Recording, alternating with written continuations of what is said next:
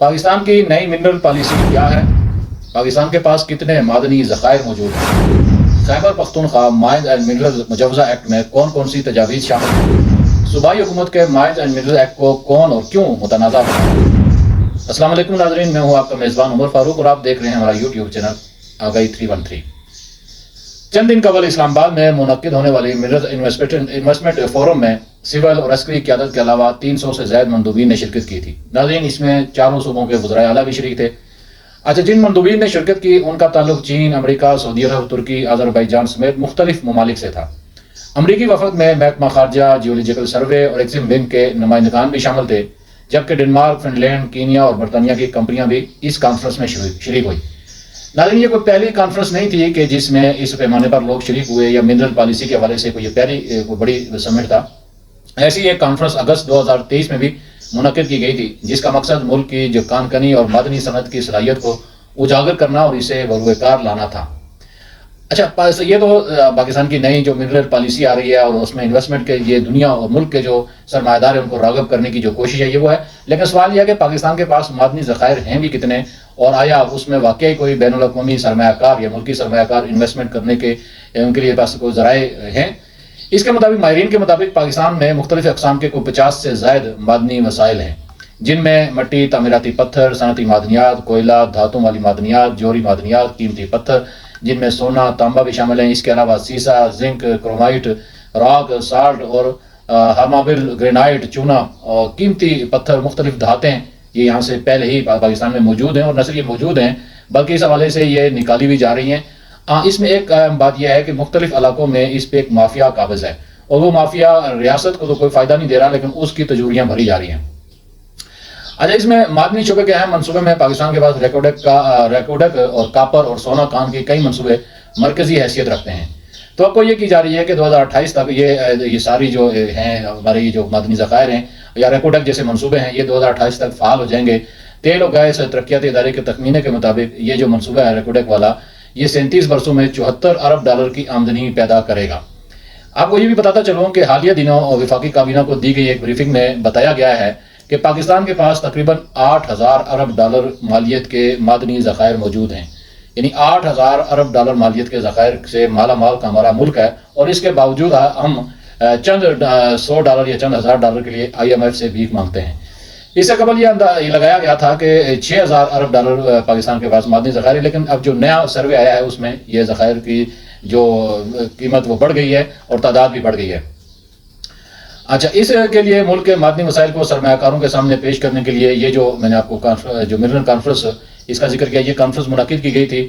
اس conference میں کیا ہوا وہ تو لمبی تفصیل ہے، مختصر میں آپ کو اس کی ضروریات یہ بتاتا چلوں کہ حکومت کو امید ہے کہ اس کانفرنس سے یا اس اقدام سے یا پاکستان کی نئی منرل پالیسی سے بیرونی سرمایہ کاری حاصل ہوگی اور ملک IMF سے نجات حاصل کر پائے گا۔ نئی منرل پالیسی غیر ملکی سرمایہ کاروں کو راغب کرے گی۔ وزیر اعظم شہباز شریف نے اسلام آباد میں منرل انویسٹمنٹ فورم سے خطاب کرتے ہوئے مقامی اور غیر ملکی سرمایہ کاروں کو پاکستان کے وسیع معدنی وسائل سے فائدہ اٹھانے کی دعوت دی۔ اس بات پر انہوں نے زور دیا کہ معدنیات کے صرف خام مال کی صورت میں برآمد کی اجازت نہیں دی جائے گی، بلکہ ان کی پروسیسنگ ملک میں کرنا ہوگی، اور نیم تیار یا مکمل مصنوعات کی صورت میں برآمدات کو فروغ دیا جائے گا۔ یہ ایک اچھی بات ہے کہ یہاں سے صرف معدنی ذخائر کو لوٹ کر باہر لے جانے کی اجازت نہیں ہوگی، بلکہ اس کی پروسیسنگ بھی یہی ہوگی۔ اس حوالے سے army chief general Asim Munir نے مقامی اور غیر ملکی سرمایہ کاروں کو یقین دلایا کہ پاک فوج ایک مؤثر سیکیورٹی فریم ورک فراہم کرے گی اور ان کے مفادات کے تحفظ کے لیے پیشگی اقدامات کیے جائیں گے تاکہ ملک کے معدنی شعبے میں سرمایہ کاری کے اعتماد کو فروغ دیا جا سکے۔ ناظرین، بعد ازاں وزیر اعظم شہباز شریف اور army chief general Asim Munir سے امریکی جو سرمایہ کار اور دیگر ممالک کے جو سرمایہ کار ہیں انہوں نے ملاقاتیں بھی کی اور معدنی ترقی میں باہمی تعاون اور دلچسپی اور سرمایہ کاری پر دلچسپی کا بھی اظہار کیا، اور اس حوالے سے پاکستان کی جو نئی پالیسی ہے اس کو سراہا بھی ہے۔ یہ تو آپ کو منرل کانفرنس اور منرل پالیسی بتا دی۔ اب جو اہم موضوع ہے خیبر پختونخوا مائنز اینڈ منرل مجوزہ ایکٹ 2025، یہ بل جب صوبائی اسمبلی میں پیش کیا گیا تو کیوں ہنگامہ کھڑا ہوا، اس کے پیچھے کون ہے اور یہ ہے کیا ایکٹ، اس میں کس کو کیا مسائل ہیں، کیا واقعی یہ کوئی ایسا منصوبہ ہے جو صوبے کو نقصان دہ ہے؟ اس ساری کو تفصیل میں آپ کو آج بتاؤں گا۔ صوبہ خیبر پختونخوا میں معدنیات کی لائسنسنگ اور مائن کے ٹھیکوں کے لیے نئی اتھارٹی کے قیام سے پہلے ہی خیبر پختونخوا کا مائنز اینڈ منرل مجوزہ قانون جو بل پیش کیا گیا تھا اس پر تنازع کھڑا ہو گیا۔ جبکہ اندھے کو اندھیرے میں بڑی دور کی سوجی کے مطابق عمران خان کی ہمشیرہ حلیمہ خان نے تحریک انصاف کے بانی چیئرمین کی رہائی کو Khyber Pakhtunkhwa mines and minerals act کی منظوری سے مشروط کرنے کا مطالبہ کیا. یعنی انہوں نے ریاست کے مفاد کے بجائے اپنے ذاتی مفاد یا سیاسی مفاد کو یہاں سے بھی حاصل کرنے کی کوشش کی. ناظرین، تحریک انصاف کی گروپ بندیوں اور مخالف دھڑوں نے خیبر پختونخوا حکومت کے معدنیات بل 2025 کو آڑ بنا کر حکومت کو اور علی امین گنڈاپور کو بلکہ اپنی ہی قیادت کو آڑے ہاتھوں لے لیا ہے. پارٹی کے اندر بڑھتی ہوئی آئے روز کی اندرونی چپکلش اور مفادات کے ٹکراؤ نے اس اصلاحاتی قانون کو ذاتی مفادات کی جنگ میں تبدیل کر دیا ہے. سوشل میڈیا پر تحریک انصاف کے رہنماؤں اور ورکروں کے درمیان ایک جنگ چھڑ گئی ہے اور کے پی مائنر بل 2025 کا اس وقت ٹرینڈ چلایا جا رہا ہے، وہ ٹرینڈ کر رہا ہے، جس میں صوبائی حکومت علی امین کو تنقید کا نشانہ بنایا جا رہا ہے. بل پر تنقید کرنے والے رہنماؤں اور سوشل میڈیا پر پارٹی سے منسلک یوٹیوبرز نے حصولی یا قانونی اعتراضات کے بجائے سیاسی اور ذاتی حملے کیے. تحریک انصاف کے چند یوٹیوبر نے اس بل کو پارٹی کے نظریے کے خلاف قرار دیتے ہوئے اسے غیر منتخب قوتوں کے حوالے کرنے کا الزام لگایا، جبکہ بعض ناراض رہنماؤں نے بھی اس کے ذریعے الزام لگایا کہ مقامی نمائندوں کو نظر انداز کیا جا رہا ہے.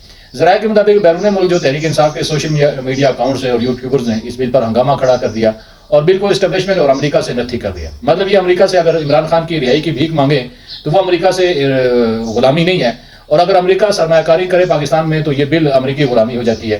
صوبائی اسمبلی میں جمعے کو روز بل پیش کرنے پر شکیل خان اور فضل الہی سمیت دیگر حکومتی اراکین نے بل کی شدید مخالفت کی، جس پر اپوزیشن نے تنقید شروع کر دی. ناظرین، خیبر پختونخوا میں جو بھی معدنی وسائل کا وزیر رہا ہے وہ نہ صرف دنوں میں بلکہ مہینوں میں وہ امیر ہوا اور اس پر اس حوالے سے الزامات بھی لگتے رہے.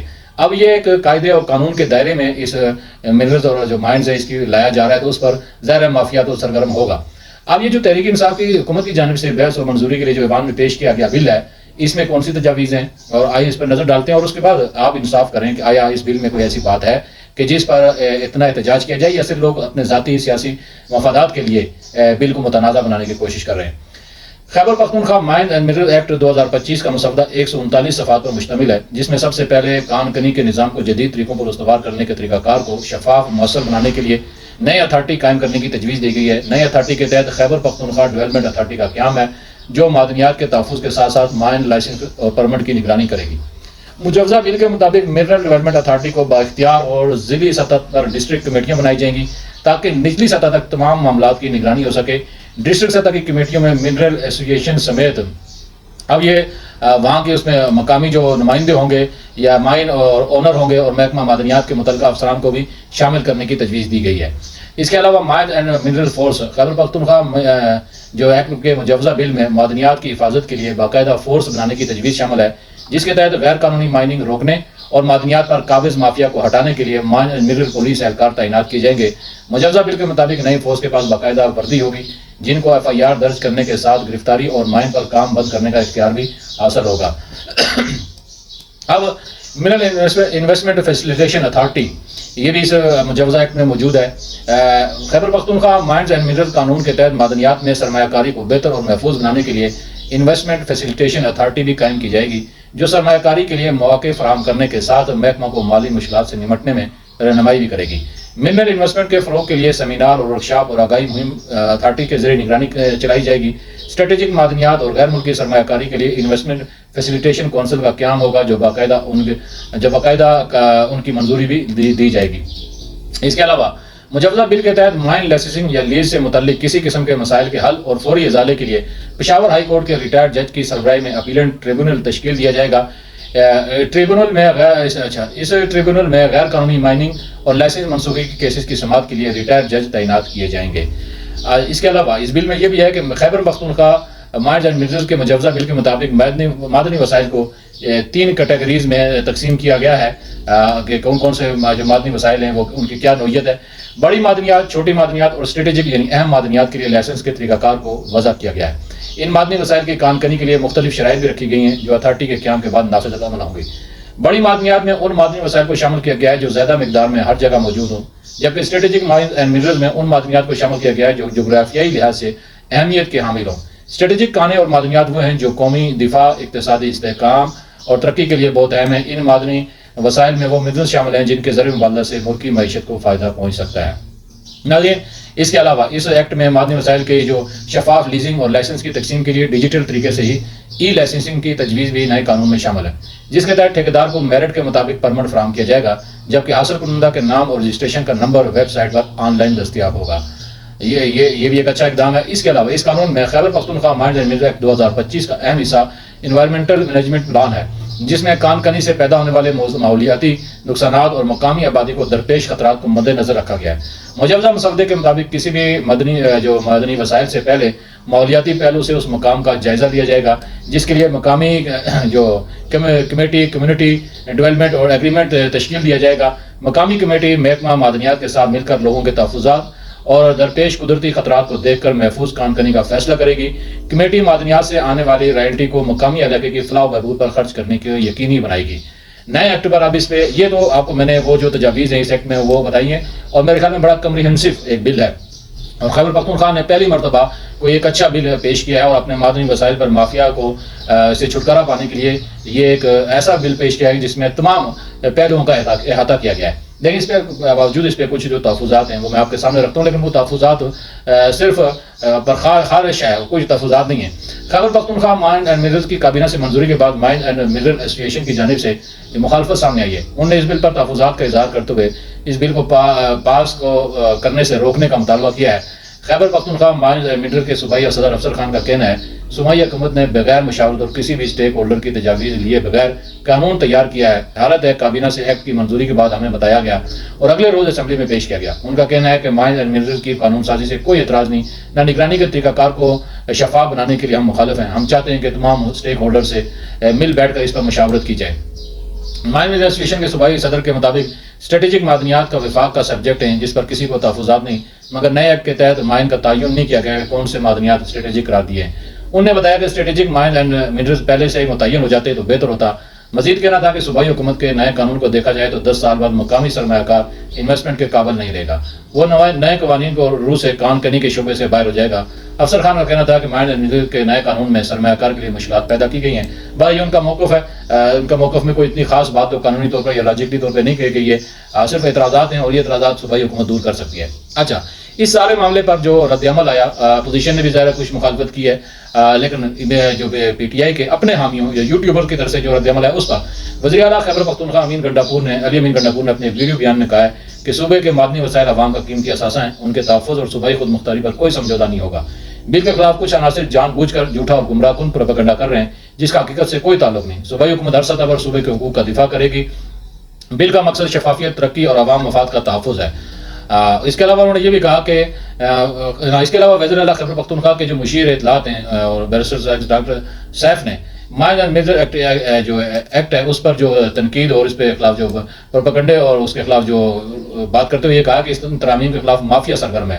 مافیا وزیر اعلیٰ کے اصلاحاتی ایجنڈے کے سبوتاج کرنے کی ناکام کوشش کر رہا ہے۔ وزیر اعلیٰ مائنز اینڈ منرل شعبے کے مافیا کو چنگل سے آزاد کرانا چاہتے ہیں، جبکہ مافیا مجوزہ ترامیم کے خلاف پروپیگنڈا کر کے اپنے مضمون مقاصد حاصل کرنا چاہتا ہے۔ بیرسٹر ڈاکٹر صاحب نے کہا کہ وزیر اعلیٰ خیبر پختونخوا کا واضح موقف ہے، کسی بھی شعبے میں مافیا کے سامنے گھٹنے نہیں ٹیکے جائیں گے، کیونکہ وزیر اعلیٰ امین گنڈاپور نے اعتراضات کو بدنیتی قرار دیتے ہوئے کہا کہ بل کا مقصد صوبے کے معدنی وسائل کو بہتر طور پر استعمال میں لانا اور معیشت کو ترقی دینا ہے۔